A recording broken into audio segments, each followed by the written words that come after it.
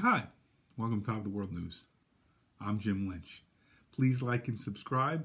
Please follow me on all forms of social media: Facebook, LinkedIn, Twitter, Instagram. Follow the Backstage page. As you guys know, the screenplay is finished. It's been done for several weeks. So if you want to kind of track how the production of that is going, you can go to my Backstage page and follow me there. Or if you're looking to assist in the production, you can get in touch with me there or on other forms of social media. Before I get going, I wanted to thank my lovely wife, Tracy. If you'll notice, the video presentation of the blog is a little different this week, and it will be in the coming weeks because my lovely wife, Tracy, bought me a video light for Christmas. So my face is a little more illuminated than it's been in previous weeks, and that can be a good or a bad thing, I guess, depending on your point of view and depending on how attractive you think I am. Let's kind of see. Better or worse? Oh well, I don't know, but we have the light, and I do think it projects better. I think it will project better in the vlog itself, and I think it just making it a little more illuminated makes it a little bit more professional, a little bit more viewer friendly. So let's get down to business. Those of you who have been following the business development portion of this blog, I hope you're following both of them, the business development and the disability advocacy edition. But in this vlog specifically, we've been touching on the 20 or so ways with which to generate new business, and today we're going to touch on a few more. And the first one I want to touch on this week is the tracking of birth announcements or birth dates. And this kind of ties into something we continually discuss and something that is of utmost importance if you are in business, and that is staying in touch and staying in touch forever and building a database. And part of building that database is tracking birthdays, tracking birth dates of your potential clients, their wives, their husbands, their children. And a lot of times it'll just come up in conversation. You know, not every second of every phone call or every visit needs to be about business. It can be about personal things. You know, how's Little League going? How's how was the graduation party? It's always important to have those important dates in your client or potential client's file that you can refer back to. You know, if your client's wife's birthday is on July 9th, you know, somewhere around July 1st, put a little handwritten note in the mail. Hey, understand your wife's birthday's coming up. Best wishes, Jim. That kind of stuff goes a long way to either generating business or keeping the business that you have. I am a big believer, and I know a lot of folks aren't, in the handwritten note. You know, in the age of social media and email and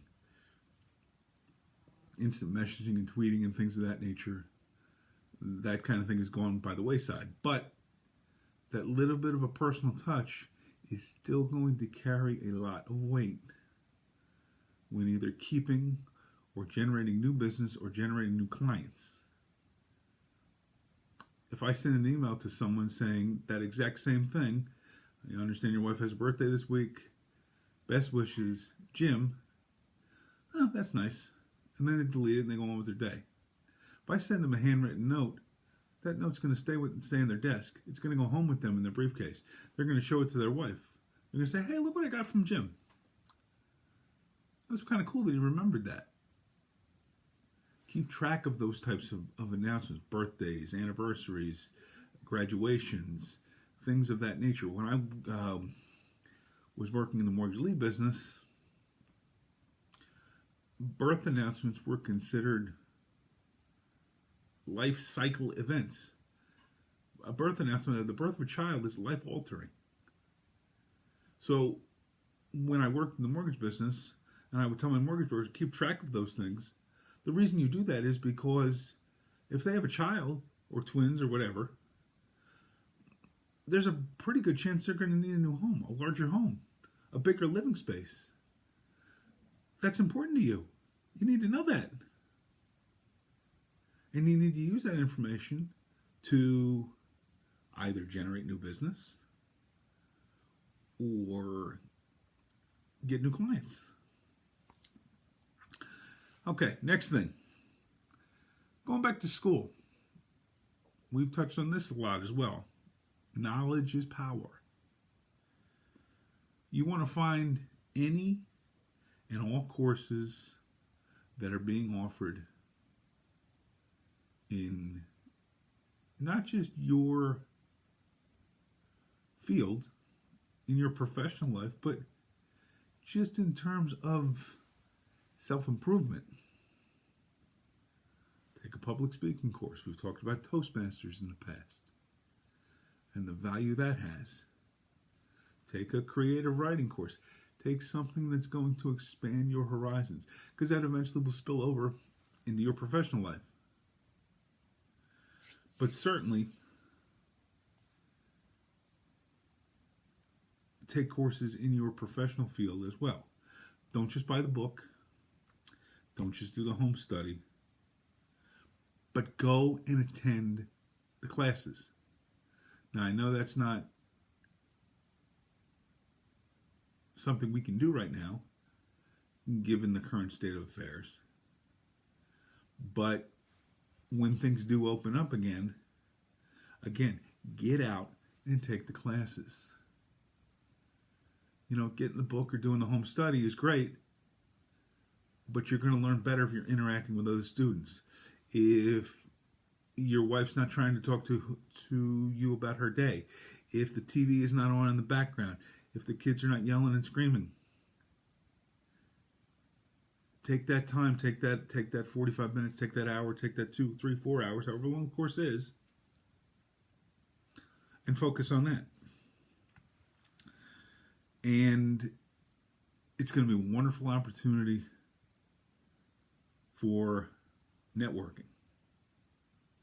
Networking with folks within your industry, trading leads. Again, you may be taking the course with somebody who's maybe not directly competing with you, and you can trade leads back and forth. Or you may run into somebody who offers a product or service that you don't necessarily offer, and you can trade. But maybe you offer something that they don't offer, and you can trade leads back and forth. It works both ways. And again, you're going to pick up valuable information that I'm sure, is going to help you at some point. And the last thing, and this kind of touches with the one from before, but join organizations and clubs. If you take a class, let's say, that's not necessarily in your area of expertise, in your professional, directly deals with your professional life, it's still going to get you out in the community, as will coaching Little League teams, political clubs, religious organizations, business networks, a Better Business Bureau, Chamber of Commerce, things of that nature. The more you join and the more you become an active member, the more networking you can do. The more you're out in the community, the more networking you can do. And once you're involved in the organization, offer to put on a seminar for the group's membership about what it is that you do. A free seminar. Again, we got to give to get. Offer to put on a seminar about what it is that you do. Invite the membership. Invite their friends and family. And then you can use that as an opportunity to generate new business, to get your name out there, to network, and so on and so forth. So that's all for this week. Obviously, we'll be doing this again in 2 weeks. Next week is the Disability Advocacy vlog, and I hope this, again, as always, I hope this tip puts you guys on top of the world too. And we'll see you guys next week. Have a great day.